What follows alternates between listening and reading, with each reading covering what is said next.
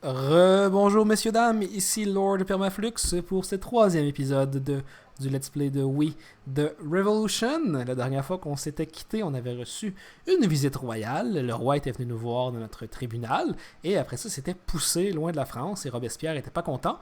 Et après ça, on a eu un marchand de légumes qui vendait des fruits avariés qui est passé à un tribunal et qu'on a condamné à la guillotine.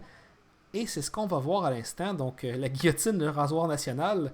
On arrive, et là, c'est donc faire un discours. Et là, ça fait partie des parties du jeu que là, je suis pas. Je me suis jamais rendu là, quand j'ai fait des tests. Donc, on va vraiment être tout nouveau. Et espérant que ce soit pas comme, comme le rapport que j'ai complètement manqué en ayant 0/4. On dirait un retour à l'école primaire. Donc, cette fois-là, on va essayer de bien faire ça. Donc, allez hop, le discours. Donc, Alexis Fidèle, c'est bien nous. On se rappelle que c'est nous. On a deux gardes révolutionnaires et nous devant la population. Donc, je pourrais peut-être conquérir le cœur de la foule. Guillotine. Attirez-vous les faveurs de la foule en faisant un discours ou passez directement à l'exécution. Ok. N'oubliez pas qu'une fois votre discours commencé, vous ne pouvez plus faire marche arrière. Un discours mal réfléchi ou maladroit ne vaudra que les rires de la foule. Selon votre réputation, la foule sera plus ou moins agressive. Ok. Fait qu'on va parler aux gens du peuple. On va essayer quelque chose. Choix stratégique. Avant de persuader quelqu'un, vous pouvez tenter différentes approches. Pour chaque sujet de conversation, après avoir employé tous les types d'émotions, vous recevrez une évaluation de vos choix. Ok. Attitude du personnage. Chaque attitude s'accompagne d'ensemble d'émotions qui peut avoir un impact négatif ou positif. Connaissez les effets pour manipuler les Parisiens comme il vous convient. Ah, manipuler les Parisiens. Pour votre réputation, plus votre réputation est élevée, plus vous connaîtrez les attitudes des autres locuteurs. Vous pouvez aussi dépenser des points d'influence pour les découvrir. Donc j'aimerais connaître les autres locuteurs. Révolution accusée crime. Insouciance. Je comprends pas trop c'est quoi. Ah, j'ai perdu mon point d'influence, c'est vrai. Ok.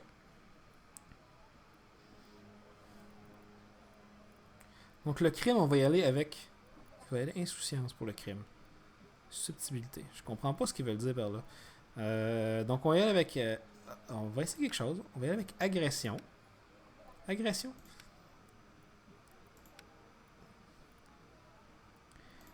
Non, pour l'accuser, on va être agressif. Hmm. C'est pas facile, hein? On comprend pas tout ce qu'il faut faire. Fait qu'on va essayer quelque chose de la révolution, on va se montrer humble et on va manipuler pour le crime. Allons-y avec cela, je comprends pas trop comment ça fonctionne, mais allons-y et au pire, on se fera guillotiner à notre tour. Donc on essaie quelque chose. Je comprends pas. Faut que je clique là? Crime. Les troubles seront étouffés par la force, brutalité, la brutalité de la vérité. Il n'y a pas de retour possible maintenant. La foule n'est pas contente. L'accusé. Il faut éliminer les meurtriers, les traîtres et les escrocs, ou des vies innocentes seront perdues. La révolution, on va y aller avec humilité. Citoyens, nous devons nous remettre rapidement au travail afin de reconstruire une nouvelle France. Et ça a pas bien passé, hein? La foule est agressive. J'ai perdu deux. Oh mon dieu, ok. J'espère que moi vous allez apprendre à jouer à ce jeu-là. Hein? Lucien Blanchot, c'est le gars qui va se faire guillotiner. Pour quelques pommes gâtées, avez-vous perdu la tête? Il faut appeler Robespierre. Oh boy. Pour la révolution.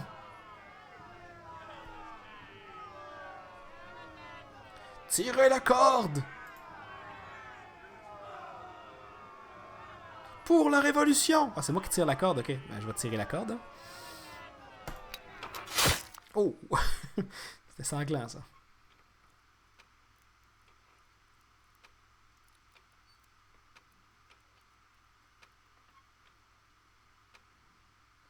Et le rasoir national a encore fait son travail. Ça va faire des beaux soupers de famille, ça, par ce qu'on a vu aujourd'hui. Un nouveau personnage, l'agent du ministère public, donc lui, il n'a pas le droit à un nom, il a juste un titre. Avec l'établissement du tribunal révolutionnaire, nous allons devoir préparer un saut officiel. Il semble que cette tâche t'incombe, aux citoyens, car le président dévoyé est indisposé. Combien a-t-il bu? Il est incapable de le dire. Pouvons-nous procéder? Ah, c'est nous qui fait notre saut, ok. Qu'est-ce qu'on a? Ce qui m'intéresse, c'est l'icône. La justice, on devrait mettre quelque chose. Ah, Marianne, hein, le signe de la France, Marianne. Je sais pas si c'était le signe de la France à cette époque-là encore. Oh, le drapeau révolutionnaire. C'est un tribunal révolutionnaire. On va mettre le, le sceau révolutionnaire. Ah, de toute beauté. Confirmé.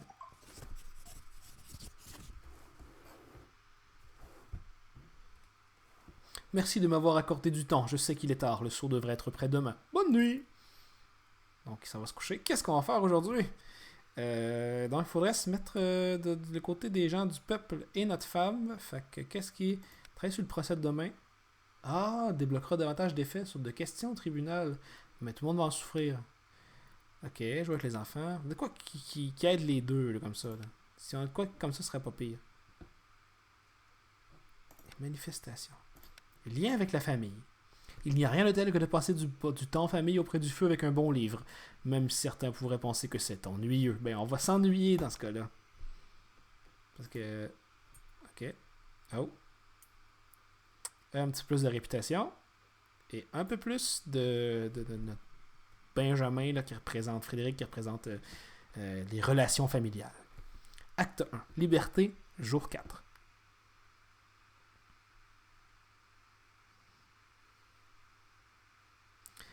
Je me demande bien qui va être... Oh, il a l'air engradé. Mathieu Burel. Je sais pas si c'est un vrai personnage. Je connais pas tous les gens de la Révolution, mais il y a un vrai nom, fait que ça aiderait.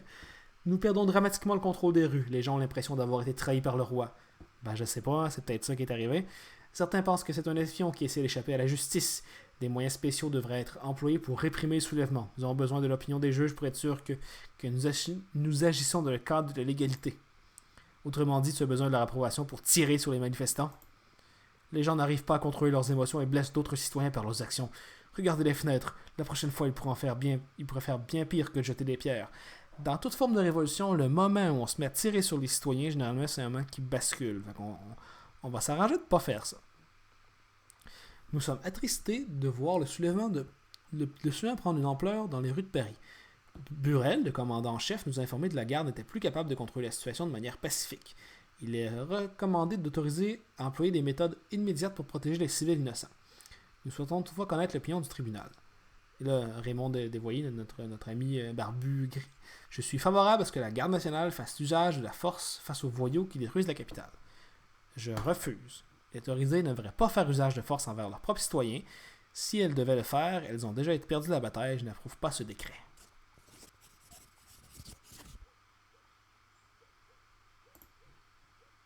Ah ouais, on a un saut à ce temps, on va être en paix juste ici. Bang! Comme c'est fancy. Ah, mon beau saut à l'encre. Sans ce document, nous ne pouvons rien faire à part attendre que les citoyens de Paris s'entretuent devant nos propres yeux. J'espère que tu sais ce que tu as fait. La Convention est peut-être à l'origine de ce décret, mais c'était sans l'ombre de doute une idée de Robespierre. Robespierre, personnage jacobin très très radical. Il va sûrement se pointer dans le tribunal aussi un jour ou l'autre. La foule voulait encore une fois se rendre justice à coups de pendaison au réverbère. Le pauvre Pochard a failli finir la corde au cou. Pochard? Claude Pochard? Lui-même, le cher précepteur de ton Frédéric. Tu as dû le renvoyer après l'incident avec le serment clérical, n'est-ce pas? Oui, Frédéric m'en confie de temps à autre que son précepteur lui manque. Oh, notre femme est revenue. Que fais-tu? Le jugement va commencer d'un instant à l'autre.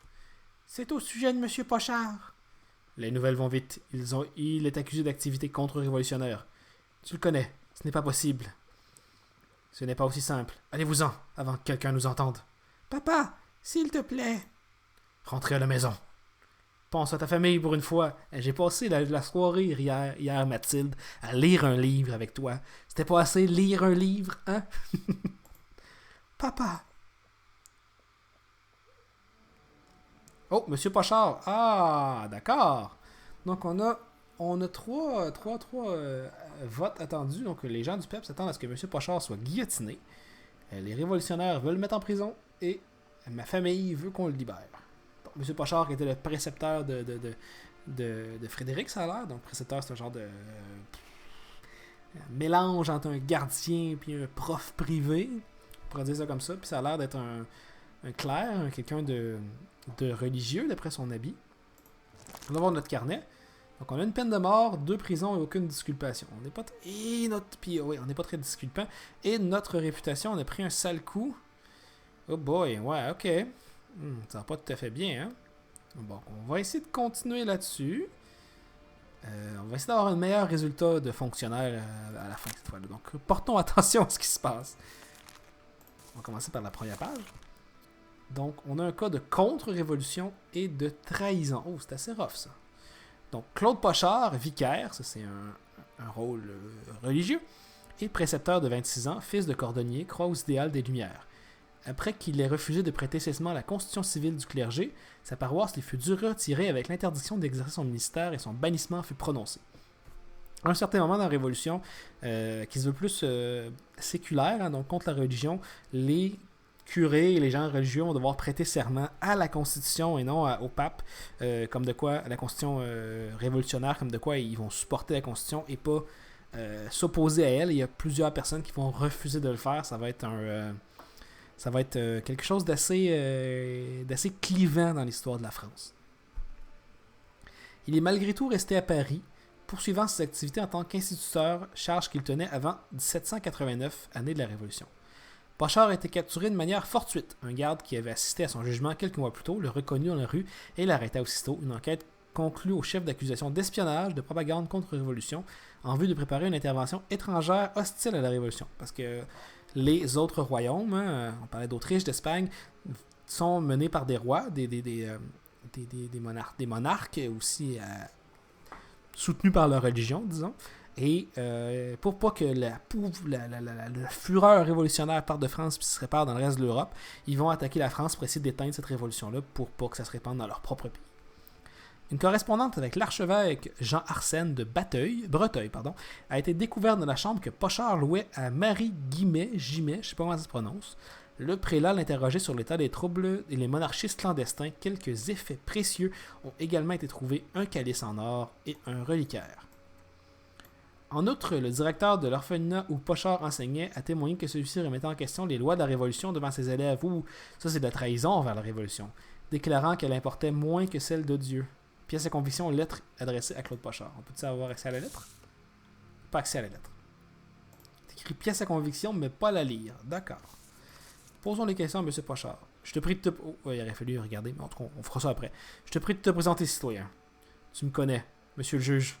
Décline ton identité si tu ne veux pas connaître les fâcheuses conséquences. Claude Pochard, monsieur le juge. Tu es accusé d'espionnage pour le compte de contre-révolutionnaires et de réprobation de l'ordre établi. Reconnais-tu ces crimes? Je suis innocent. C'est une inculpation outrancière due à une malveillance d'accusateur. Le voici suggérer que le gouvernement révolutionnaire agit par malveillance, typique d'un curé. Donc, je crois pas le libérer honnêtement parce que j'en ai déjà assez mal avec les révolutionnaires et le peuple. Je crois qu'il faudrait se mettre qui de notre bord aujourd'hui? Plus les révolutionnaires. Ok, donc posons des questions. Donc, diffusion de propagande, ça c'est la contre-révolution, c'est assez facile. Et c'est aussi une accusation, c'est assez facile aussi. Bien précieux de l'Église serait une pièce à conviction. Lettre de l'archevêque, ils nous ont dit pendant le dossier que c'est une pièce à conviction. C'est pas super difficile. Curé, c'est personnalité de la personne jugée. Un instituteur, c'est aussi sa personnalité. Bannissement, c'est... je sais pas. Et l'espionnage, c'est une accusation. Et bannissement serait le déroulement des faits. C'est tout ce qui nous reste. Donc 100%, good job, félicitations, on est les meilleurs. Donc, premier. On va convoquer le témoin. Convoquez donc la témoin. La témoin, Marie Guimet. On va dire que c'est Guimet, là, je sais pas, allons-y avec ça aujourd'hui. Citoyenne, comment t'appelles-tu? Marie Guimet, monsieur le juge. Encore une question qui en bloque un autre. Le témoin savait-il qu'elle louait une chambre après un prêtre réfractaire et l'accusé? L'accusé entretenait-il une correspondance soutenue? Quoi donc? Recevait-il de nombreuses lettres? Je ne me souviens pas de lettres à son nom. Peut-être avait-il une vie sociale affairée. Recevait-il beaucoup d'invités? Je ne me souviens pas du tout d'avoir vu quelqu'un lui rendre visite. Il était quasiment jamais là d'ailleurs. Il rentrait juste pour dormir. Où se rendait-il? Je ne pose pas ce genre de questions à mes hôtes. Très pertinente, madame. Ah, c'est intéressant ça. A-t-il déjà critiqué la Révolution et ses accomplissements? Il a dit un jour qu'au lieu de décapiter les gens, on devrait faire quelque chose pour leur donner du travail et les instruire. Aussi que les enfants mourraient de faim et ne savent pas lire et écrire. A-t-il déjà remis les lois en question? Maintenant que j'y pense, je crois que oui. Il s'est plaint un soir que la loi était mal faite et que quelqu'un d'intelligent enverrait tous les gamins à l'école, et par la force s'il le fallait. Cela fait 1000 ans que les curés donnent des leçons à la nation, pour notre plus grand malheur. Donc, on est vraiment dans une attitude anticléricale, vraiment, pour la Révolution. C'est important de garder ça en tête à l'époque. Il a raison! Il nous apporte que la faim et la maladie. Bon, ça c'est peut-être un petit peu too much, là, mais bon. L'accusé veut-tu le répondre à cela? Je m'en tiens à ce que m'a dit Madame Guimet. Je souhaite seulement une éducation décente pour tous les enfants. Est-ce cela critiquer la Révolution? L'égalité figure pourtant parmi ses devises.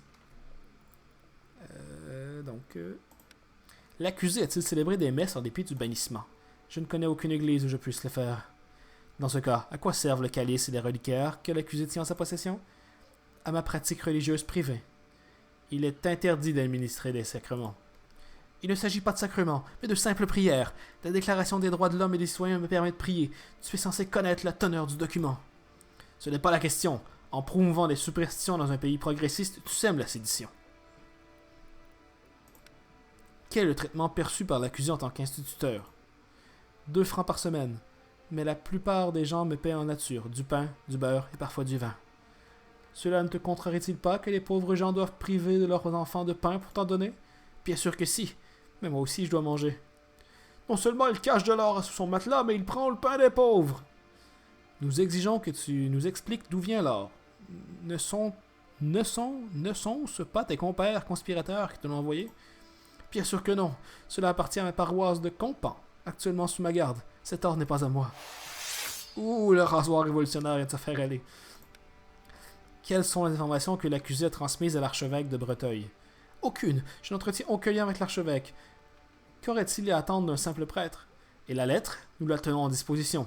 L'archevêque t'a fait parvenir des instructions. Cabot du pape! Qu'on décapite le traître! Il s'agit d'un simple billet de la main de Jean-Arsène Cerretto, je ne sais pas comment ça se prononce non plus, près de ma paroisse de Compan, et non d'instruction de l'archevêque.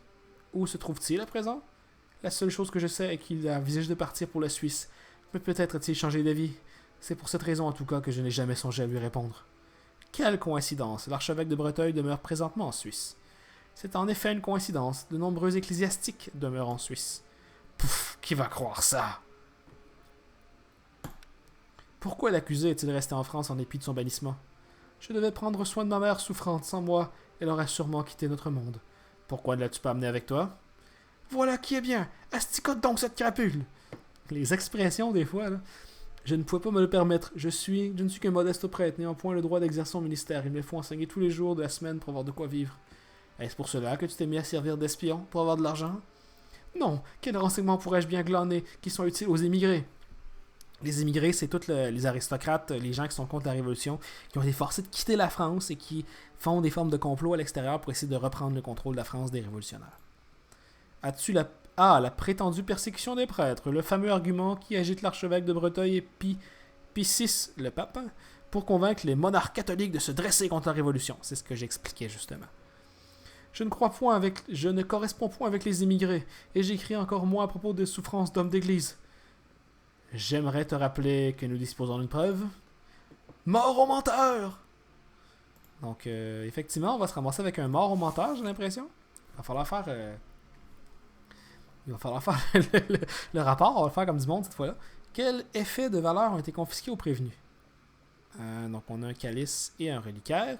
Où se trouvent les traîtres avec qui il échangeait? En Suisse. Et les activités d'espionnage de l'accusant lui ont rapporté combien? Les activités d'espionnage, on ne sait pas. 2 francs par semaine, c'était pas ça, c'était d'autres choses. Là. J'espère qu'on va avoir une bonne note du procureur cette fois-là. Donc, ça sera le rasoir national pour lui. Oh mon dieu, les révolutionnaires ne nous aimeront pas si on fait ça. Donc, on va essayer de se mettre les révolutionnaires plus de notre côté la prochaine fois. Ce sera donc le rasoir national pour le prêtre. Et mon petit sceau que j'adresse sur ma signature, question de bien la cacher. C'est vraiment une excellente idée que j'ai eue là. Et allons voir, je condamne le citoyen Claude Pochard à la guillotine. Emmenez-le. Ton courage est admirable, citoyen juge. C'est ça, emmenez-le! Que son sang abreuve la guillotine! 3 sur 3, bon travail! J'ai vraiment l'impression d'être revenu à l'école primaire. Et on a un plus une réputation, un plus une influence, parce qu'on a bien réussi notre rapport.